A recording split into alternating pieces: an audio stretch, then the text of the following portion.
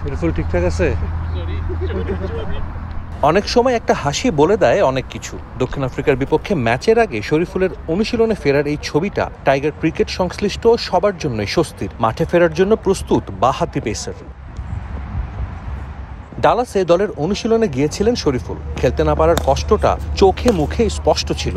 তবে যে নিউ ইয়র্কে চোট পেয়েছিলেন সেখানে ফিরেই আবার বল হাতে দাঁড়িয়ে যান রান আপে। টানা বোলিং করে যান শরীফুল। পুরোটা সময় পাশে ছিলেন pace bowling coach Andre Adams. কোনো অস্বস্তি ছাড়াই প্রায় 3 ওভার বোলিং করেন শরীফুল।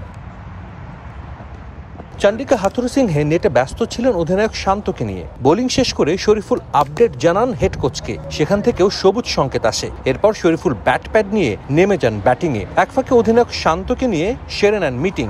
ম্যাচের আগে সংবাদ সম্মেলনে কোচও ইঙ্গিত দেন প্রোটিয়াদের বিপক্ষে মাঠে দেখা যেতে পারে শরীফুলকে। নগদে 500 টাকা বা তার বেশি পেমেন্টে পেতে পারেন ঢাকায় জমিসহ 20 কোটি টাকার পুরস্কার।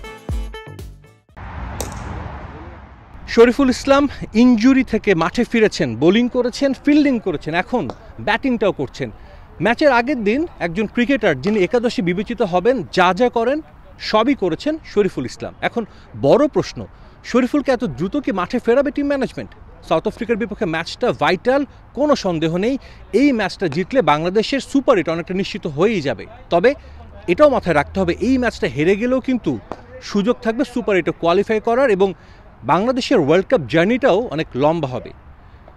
সেক্ষেত্রে শরীফুলকে উইনিং কম্বিনেশন ভেঙে একাদশে ফেরায় কিনা সেটাই এখন দেখার। যুক্তরাষ্ট্র থেকে সাজিদ মুস্তাহিদ, সময় সংবাদ।